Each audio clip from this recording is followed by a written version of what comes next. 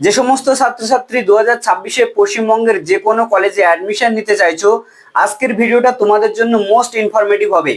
কারণ আজকের ভিডিওটাতে আমি তোমাদের ইম্পর্টেন্ট ডেটস গুলোর সাথে সাথে অনেক ইনফরমেশন দেব, যেগুলো এই ভর্তি প্রক্রিয়া শুরু হওয়ার আগে তোমাদের জানা অত্যন্ত জরুরি। কারণ এক একটা বিষয় এতটাই জরুরি যে একবার ভুল হয়ে গেলে তোমাদের সম্পূর্ণ ভর্তি প্রক্রিয়াটাই বিফলে চলে যাবে, একটা বছর লস হয়ে যাবে। তো এই প্রক্রিয়াটা সম্পূর্ণ প্রথম থেকে বিস্তারিত জেনে নাও। আমি কতগুলো পয়েন্ট করে রেখেছি পিছনে বোর্ডে, সেগুলো আমি তোমাদেরকে এক্সপ্লেন করব। কোন কোন পয়েন্টগুলো আজকে তোমাদের এই ভিডিওতেই এক্সপ্লেন করব সেগুলো একবার দেখে নাও। দেখো, তোমাদের যে ডেট দিয়ে দিয়েছে, নোটিশ দিয়ে দিয়েছে, সেই নোটিশ তো আমি এক্সপ্লেন করে দেবই, সেই সঙ্গে আমি কিছু এক্সট্রা ইনফরমেশন দেবো যেটা তোমাদের ভর্তি প্রক্রিয়ার সঙ্গে খুবই রিলেটেড। যেমন প্রথম ইনফরমেশন হচ্ছে আবেদন যে ফর্ম ফিল আপ, সেই ফর্ম ফিল আপটা কোথা থেকে করবে, কিভাবে করবে, অথবা এই ফর্ম ফিল আপটা একাধিক কলেজের অনেক ছাত্রছাত্রীদের একাধিক কলেজ ইন্টারেস্টেড থাকে। তো সেই একাধিক কলেজের জন্য কি আলাদা আলাদাভাবে ফর্ম ফিল আপ করতে হবে নাকি একই জায়গায় ফর্ম ফিল আপ করতে হবে, সেই ব্যাপারেও আমি বিস্তারিতভাবে বলে দেবো। সেই সঙ্গে একটা ছাত্র বা ছাত্রী কতগুলো কলেজ একসঙ্গে আবেদন করতে পারবে, এবং তার সাথে 60%-এর যারা নিচেই পেয়েছো তারা অনার্স পাবে কিনা, এই ব্যাপারে আমি বিস্তারিতভাবে আলোচনা করে দেব। এবং সেই সঙ্গে তোমাদের যে 4 ইয়ার বা 3 ইয়ার কোর্স, তোমরা অনেকেই অনেক ক্ষেত্রে জানতে পেরেছো যে অনার্সদের 4 ইয়ার্স, জেনারেলদের 3 ইয়ার্স। তো এই পাস কোর্সে 3 ইয়ার্স আর অনার্সদের 4 ইয়ার্স কেন, এই ব্যাপারেও আমি বিস্তারিত কিন্তু এই ভিডিওটার মধ্যে আলোচনা করব। সেই সঙ্গে তোমাদের ফুল যে প্রসিডিওর অল ওভার আমি কিন্তু এই ভিডিওতে আলোচনা করতে চলেছি। তো hello student, I am mister Kajal Mondal, তোমাদের সকলকে স্বাগতম আমাদের চ্যানেল ইন্সপায়ার এডুকেটিভ। তো আমি তোমাদেরকে প্রথম থেকে যে নোটিশটা দিয়েছে ডব্লিউবিসিএপি পোর্টাল, অর্থাৎ সেন্ট্রালাইজ অ্যাডমিশন পোর্টাল, সেই পোর্টালের যে ডেটগুলো দিয়েছে বা নোটিশটা দিয়েছে সেই ব্যাপারে একটু আলোচনা করে দিই। দেখো, তোমাদের যে ফর্ম ফিল আপ ডেট সেটা কিন্তু 18ই মে থেকে শুরু হচ্ছে। 18ই মে থেকে তোমাদের 1 জুন, এই 1 জুন হচ্ছে তোমাদের এন্ডিং ডেট। তো এই 18 মে ইভিনিং এর পর থেকে শুরু হচ্ছে তোমাদের ফর্ম ফিল আপ প্রক্রিয়া। এবং তোমাদের 459টা কলেজ কিন্তু এই পোর্টালের আন্ডারে থাকবে। তো কলকাতা সহ আশেপাশের ডিস্ট্রিক্টে এমন অনেক কলেজ আছে, সব মিলিয়ে 459টা কলেজ কিন্তু এই পোর্টালের আন্ডারে আবেদন করতে পারবে। এবং সেই সঙ্গে 17খানা ইউনিভার্সিটি একসঙ্গে। এবার তোমরা যদি বলো যে দাদা এই পোর্টালের আন্ডারে আমার যে চয়েসের ইউনিভার্সিটিটা আছে সেটাই পোর্টালের আন্ডারে আছে কি করে, আমি জানবো কি করে, তাহলে কমেন্ট করবে, আমি তাহলে বলে দেবো কমেন্টে যে তোমার ইউনিভার্সিটি বা তোমার পছন্দের কলেজটা এই পোর্টালের মাধ্যমে আবেদন করা যাচ্ছে কিনা। তারপরে তোমাদের হচ্ছে 9 মে ফার্স্ট মেরিট লিস্ট বার হবে। তো এই মেরিট লিস্টের পরের প্রক্রিয়াটা আমি তোমাদেরকে পরে বলে দেবো, কারণ এখন এই ব্যাপারে অতটাও তোমাদের জানতে হবে না, কারণ তোমাদের আগে ফর্ম ফিল আপ ব্যাপারে জানতে হবে। তো আমি প্রথম প্রশ্ন যেটা ছিল, আবেদন বা ফর্ম ফিল আপ কোথায় কিভাবে করবে। আবেদন বা ফর্ম ফিল আপ তোমরা প্রথমে করবে হচ্ছে এই যে 18ই মে এই তারিখে ইভিনিং এর পরে তোমরা ডব্লিউবিসিএপি অ্যাডমিশন পোর্টাল, সেটা তোমরা বাড়ি থেকে ফোনে করতে পারো, ল্যাপটপে করতে পারো, অথবা সাইবার ক্যাফে গিয়ে করতে পারো। যাদের ল্যাপটপ আছে তাদের কোনো অসুবিধা নেই, কিন্তু আমি বলবো ফোনে না করে সাইবার ক্যাফে গিয়ে করা অবশ্যই ভালো। কারণ সাইবার ক্যাফে ওরা কিন্তু খুব ভালোভাবে এতদিন ধরে করে আসছে, তো তোমাদের কিন্তু জেনে বুঝে করে দিতে পারবে।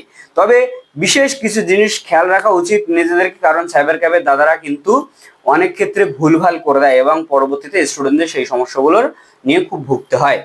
তারপরে যেটা, একসঙ্গে কতগুলো কলেজ তোমরা করতে পারবে। দেখো, একসঙ্গে তুমি 25টা কলেজ করতে পারবে। এবার 25টা কলেজ মানে এক একটা কলেজে এমনটা নয় তুমি একাধিক সাবজেক্ট, এরকম ব্যাপারটা নয়। তুমি 25টা সাবজেক্ট অথবা 25টা কলেজ, এমনটা হতে পারে তুমি একটা কলেজেই 25টা সাবজেক্ট করতে পারলে, অথবা তুমি এমনটা হতে পারে যে একটা কলেজে দুটো, একটা কলেজে তিনটে, একটা কলেজে চারটে, অথবা একটা কলেজে একটা করে করে তুমি 25টা কলেজও করতে পারো। মোটমাট তোমার 25খানা অ্যাড করতে দেবে, ঠিক আছে, সাবজেক্ট কম্বিনেশন। এবার তুমি যদি বলো যে দাদা এই সাবজেক্ট কম্বিনেশন কি, দেখো অনার্সদের ক্ষেত্রে একরকম সাবজেক্ট কম্বিনেশন, জেনারেলদের ক্ষেত্রেও একরকম সাবজেক্ট কম্বিনেশন, আলাদা আলাদা। তো এক্ষেত্রে আমি সাবজেক্ট কম্বিনেশন এখন বুঝিয়ে দিচ্ছি না, তোমরা যদি সাবজেক্ট কম্বিনেশন সম্পর্কে জানতে চাও, কারণ তোমাদের 7খানা টোটাল সাবজেক্ট থাকবে। তো এই সাবজেক্ট কোন সাবজেক্ট কিভাবে তোমরা অ্যাডমিশনের সময় তোমরা নেবে বা কি বৃত্তান্ত বিস্তারিতভাবে ভিডিও বানিয়ে দেবো, কমেন্ট বক্সে কমেন্ট করে জানাবে।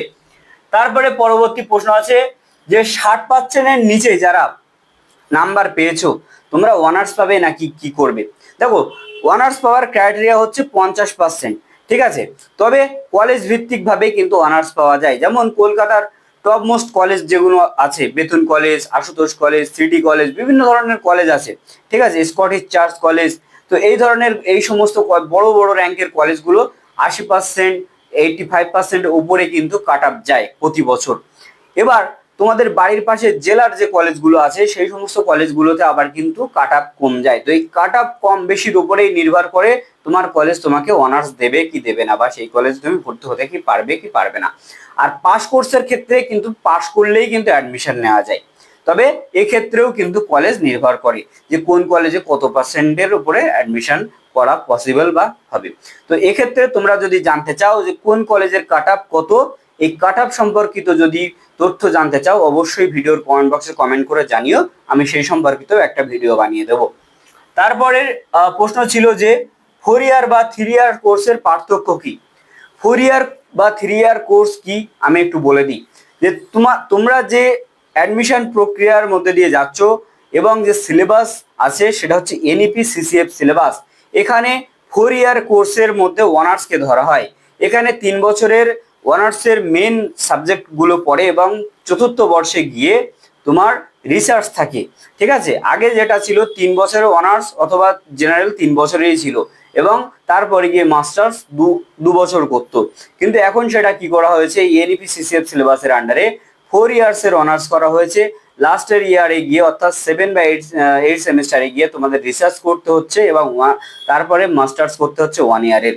আর জেনারেল যারা অ্যাডমিশন নেবে, তো জেনারেলের ক্ষেত্রে 3 ইয়ার্সেই কিন্তু টোটালি কমপ্লিট হয়ে যায়। টোটাল 3 ইয়ার্সে 6টা সেমিস্টার থাকে এবং অনার্সদের 8খানা সেমিস্টার থাকে।